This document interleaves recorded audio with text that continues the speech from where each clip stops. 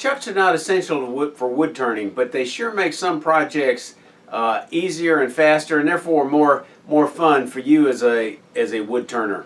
Today I want to share with you a review of quality chuck, and that's the Record Power SC3 chuck. Hi y'all, I'm Mike Peace of Mike Peace Wood Turning, and I'm here to share with you tips, tricks, and techniques to help you become a better wood turner.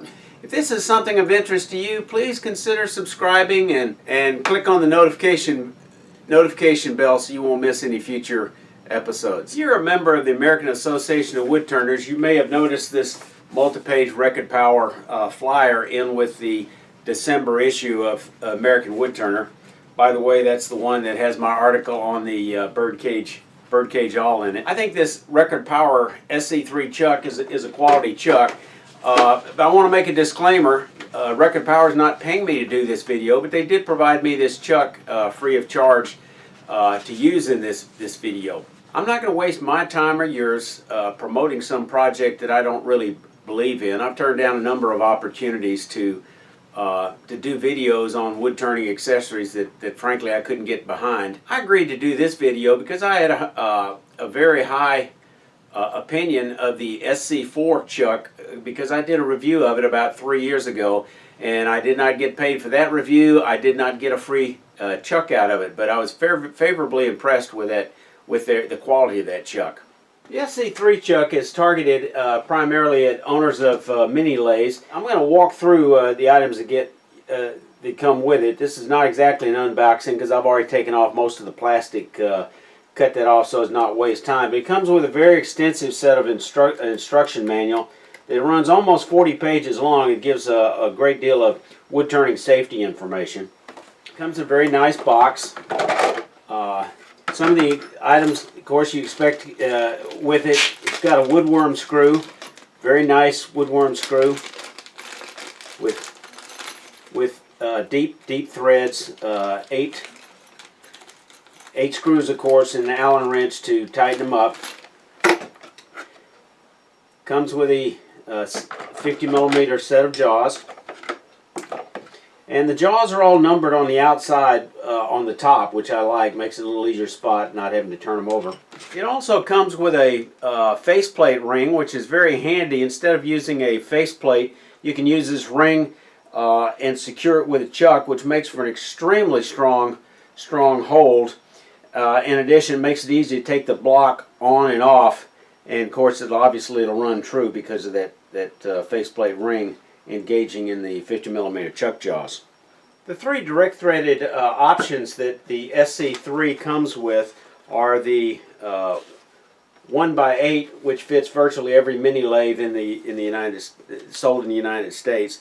You can also get a 3/4x16. In the third option, it comes with an M33 by 3.5 metric for lathes outside the U.S. If you did buy one of these for a mini lathe, you can always adapt it to a larger lathe with a threaded spindle adapter. I use this on one of my other chucks that's a 1-inch chuck, and I keep it permanently mounted. I find this chuck to be very well machined. There's no slop. One of the things you can't help, many people can't help but compare it to the Nova G3 chuck, and they are very similar. They're approximately the same size, same weight. They use the same chuck jaw fixing, so the jaws are interchangeable between the Nova chuck and the Record Power. They use the same type of scroll key.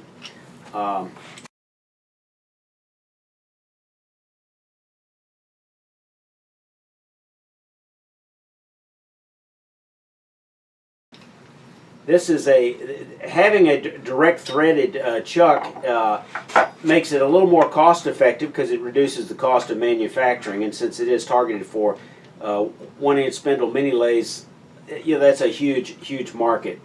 Having an open back, there are some chucks that have a closed back. I don't see a big difference in the operation of an open and closed back, frankly. This is an open back makes for a slightly simpler design, which again reduces the cost of manufacture. But in terms of quality, I'd have to point out that the one-way stronghold chuck, and Talon chucks both have open back. So as I mentioned before, not having a closed back is not an issue. Just periodically blow it out with your compressed hose, and you never have to take it apart to really clean it. I can't help but notice there is a little less slop in these jaw slides with the Record Power than there is with the G3, similar to the less slop that I found in comparing the SC4, the larger chuck, with its counterpart, the Supernova 2. And the jaw glides for the Record Power are probably 20% beefier. As a practical matter, does that have any impact? I can't say. I can just observe that they are larger, which seems to me to be a positive thing and not a negative thing at all. Like I say, this chuck is targeted at the mini lathe market. One of the things I love about this chuck are the standard 50mm jaws. They're exactly the same style as the Nova and Patriot 50mm jaws, in that it uses a parallel tenon. It does not have a true dovetail, but rather it has this very small mini dovetail that Record Power, I think, calls it a hawk beak, that grasps the wood very strongly. And frankly, one of the reasons I like about this chuck, about this jaw set, is the parallel tenon is easier to make than a dovetail. It doesn't mar. It holds very well. What kind of chuck manufacturer you like tends to be a religious war, but I like smooth jaws for most of my chucking operations. So there are other quality chucks that come with serrated jaws as their main jaw set, and I just don't like them because they're harder to rechuck and have the piece run true. Now, if you reverse when you're doing a reset, it is a true dovetail. Let me show you that. In this case, you can see the dovetail, and you do need to make that recess to match that dovetail for your best hold in the back.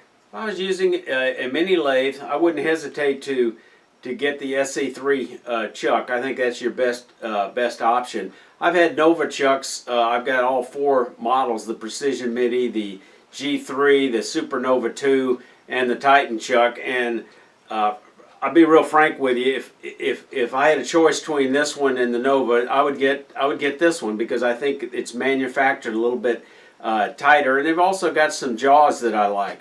If I had a larger lathe, such as a Powermatic, I would lean toward the SC4, the little larger chuck that comes with threaded inserts. In a future video, I'll cover the mini record chuck jaws that are available that are interchangeable between the SC3 and SC4, and also the Nova chucks, as well as the Robert Sorby chuck. And I'll explain what they're best used for. So even if you don't have this chuck, I think there'll be some information that'll be useful for you. If any of you have experience or own a Record Power chuck, feel free to give me your thoughts, share your thoughts below with the other viewers. Y'all stay safe. Come on back here.